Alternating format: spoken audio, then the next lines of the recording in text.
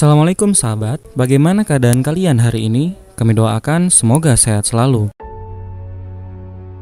Mungkin sebagian dari kalian ada yang belum tahu, Konsili Nisea adalah salah satu sejarah penting yang terjadi pada agama Kristen yang tentunya berdampak besar pada Kekaisaran Romawi. Konsili ini diadakan karena adanya tuduhan ajaran sesat yang dilakukan oleh Arius dan Baukalis Alexandria. Ia menolak keilahian Yesus dan hanya memandangnya sebagai ciptaan Tuhan, bukan Tuhan itu sendiri. Terdapat banyak perdebatan antara sejarawan untuk hasil dari Konsili Nisea ini. Salah satunya adalah apakah Yesus resmi diumumkan sebagai Tuhan untuk seluruh paham Kristologi pada konsili ini.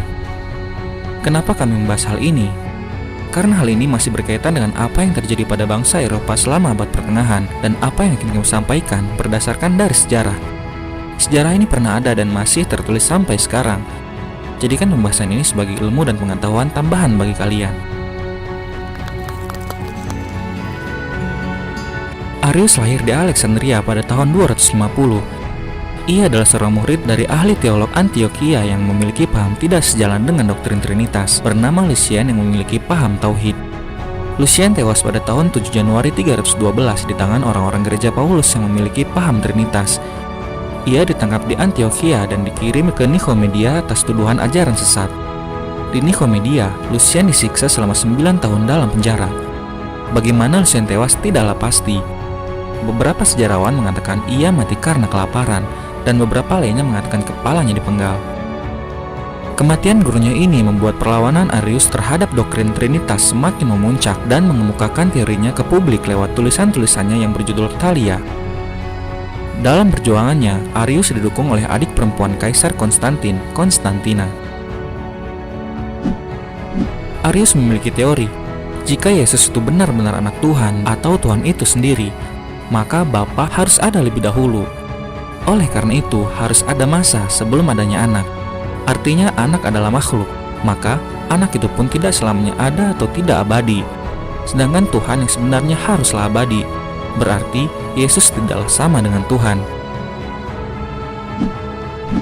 Atas teorinya tersebut, ratusan pendeta dari Mesir dan Libya datang dan berkumpul untuk mendengar langsung dari Arius. Pada waktu ini jugalah Arius mengatakan, ada masa sebelum adanya Yesus, sedangkan Tuhan sudah ada sebelumnya. Yesus ada kemudian, dan Yesus hanyalah makhluk biasa yang bisa binasa seperti makhluk-makhluk lainnya. Tetapi Tuhan tidak mungkin binasa.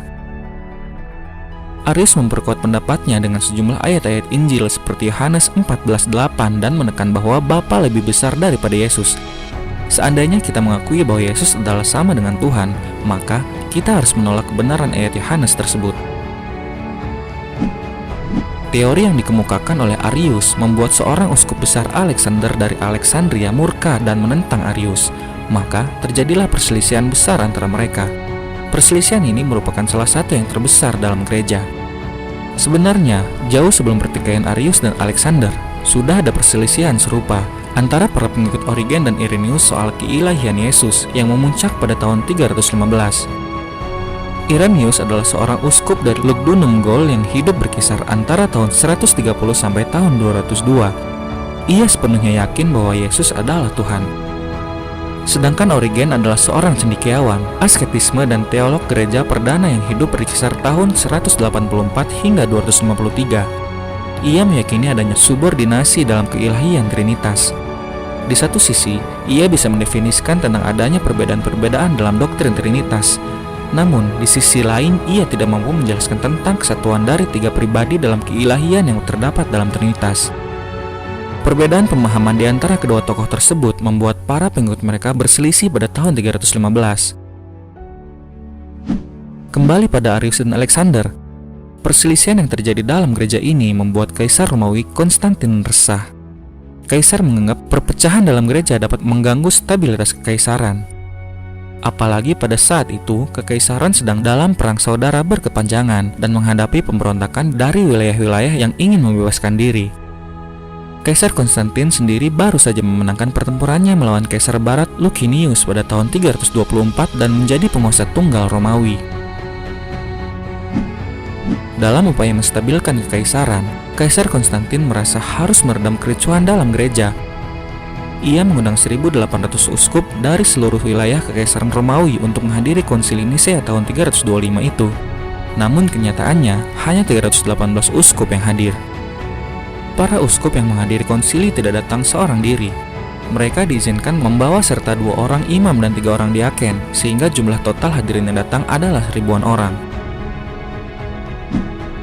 Banyak tokoh-tokoh terkemuka hadir dalam konsili yang diadakan di Nisea ini, seperti Patriark Eustatius dari Antioquia, Nicholas dari Myra yang kisah hidupnya merupakan sumber legenda dari Sinterklas, Eusebius dari Caesarea yang diklaim sebagai bapak sejarah gereja, Eusebius dari Nikomedia yang diklaim sebagai pembaptis Kaisar Konstantin dan merupakan pendukung Arius, dan 2 tokoh utama yang memulai perselisihan, Alexander dan Arius. Dengan mengenakan kain ungu dan emas, Konstantin melakukan seremonial arak-arakan pada pembukaan konsili. Ia dengan penuh penghormatan menempatkan para uskup duduk di depannya. Sang kaisar hadir hanya sebagai seorang pengamat dan hadirin. Ia tidak turut serta dalam pemungutan suara. Konsili Nisea dimulai dan dipimpin oleh seorang legatus kepausan, Hosius dari Cordoba, Hispania. Lalu, apa yang terjadi pada konsili Nisea tahun 325? Meski sebelumnya telah terjadi perselisihan antara pengikut Origen dan Irenaeus, pihak gereja sama sekali tidak tergugah untuk mengadakan suatu konsili yang membahas kedua paham ajaran tersebut. Akibatnya, terjadilah banyak perselisihan di antara golongan-golongan Kristen yang mendukung pemahaman pemimpin mereka. Adanya penolakan atas status keilahian Yesus bukan saja disampaikan oleh Arius, namun juga disampaikan oleh kaum monarkianisme, ebionisme, dan adopsionisme. Para peserta konsili kemudian tidak menerima teori Arius dan memutuskan untuk menolaknya. Mereka harus merumuskan satu pengakuan untuk melawan teori Arius. Salah satu peserta konsili, Uskup Eusebius dari Caesarea, mengusulkan menggunakan pengakuan yang digunakan di Caesarea. Pengakuan Caesarea sebenarnya tidak menggunakan kata homoousios atau sehakikat karena dianggap tidak alkitabiah. Namun, Konstantin dan para uskup lain memilih untuk menggunakannya dalam rumusan pengakuan tersebut untuk mematahkan teori Arius. Pengakuan inilah yang sejak saat itu dikenal sebagai Credo Nicea. Bagaimana hasil keputusannya?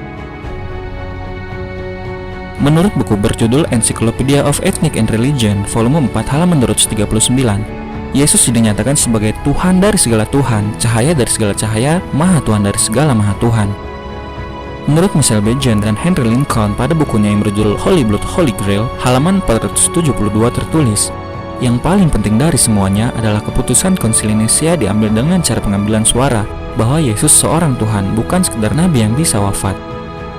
Selain mematahkan teori Arius, konsili Nisea juga menetapkan Paraian Paskah, skisma kaum Meletian, dan beragam hal terkait disiplin gereja yang menghasilkan 20 kanon. Tak hanya itu, para dewan konsili juga memecahkan atanema atau kutukan bagi yang menolak keilahian Yesus, yang isinya adalah sebagai berikut. Dan barang siapa yang berkata bahwa ada masa ketika anak Tuhan itu tidak ada, atau sebelum ia lahir ia tidak ada, atau ia diciptakan dari benda-benda yang tadinya tidak ada, atau bahwa ia berasal dari hakikat yang berbeda dengan Bapa, atau bahwa ia adalah makhluk ciptaan, atau ia dapat berubah atau bertaubat, semua yang serupa itu, Gereja Katolik dan Apostolik mengutuk mereka. Secara resmi, akhirnya teori Arius ditolak. Tulisan-tulisannya dibakar, ia dan para uskup yang mendukungnya diasingkan dan dianggap sebagai musuh gereja. Konsili Nisea menjatuhkan hukuman pengucilan Arius dan uskup lainnya yang ikut dalam konsili, tetapi menolak doktrin Trinitas. Tulisan-tulisan Arius dibakar dan akan memasukkan ke penjara bagi siapa saja yang kedapatan memiliki tulisannya. Menurut catatan Salaminius Hermias Sozomenus, sejarawan gereja Kristen abad ke-5, pada karyanya yang berjudul Ecclesiastical History buku 1 bab 21, Kaisar menghukum Arius dengan pengasingan dan mengirimkan keputusan kepada para uskup dan penduduk di seluruh negeri, mengumumkan Arius dan pengikutnya sebagai penentang Tuhan dan memerintahkan bahwa buku-buku mereka harus dimusnahkan. Siapapun yang ketahuan menyimpan tulisan-tulisannya dan tidak membakarnya dengan segera akan dihukum mati. Dalam pengasingannya, Arius sangat menderita. Saudara perempuan kaisar yang bernama Konstantina meminta sang kaisar untuk memulihkan jabatan Arius. Kaisar Konstantin menyetujuinya. Namun, uskup Alexandria yang baru, Athanasius, menolak.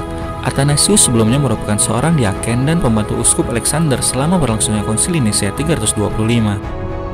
Tahun 336, upacara pemilihan jabatan Arius kemudian direncanakan atas keputusan Sinode Tyre tahun 335 dan akan dilaksanakan di Katedral Konstantinopel. Akan tetapi, upacara tersebut tidak pernah terlaksana karena pada sore hari sebelum upacara dilaksanakan, Arius meninggal tiba-tiba. Kematiannya menjadi misteri sampai saat ini. Konsili Nisea memang sudah memutuskan bahwa pemahaman Arius salah. Namun, dampak dari Konsili Nisea ini kian terasa di dalam Kekaisaran Romawi selama kurang lebih setengah abad. Lalu, bagaimana kelanjutan kaum Arianisme setelah diadakannya Konsili Nisea tahun 325 ini? Anda bisa menonton lanjutannya pada channel History, Cerita Dalam Sejarah. Link telah kami sertakan di dalam deskripsi.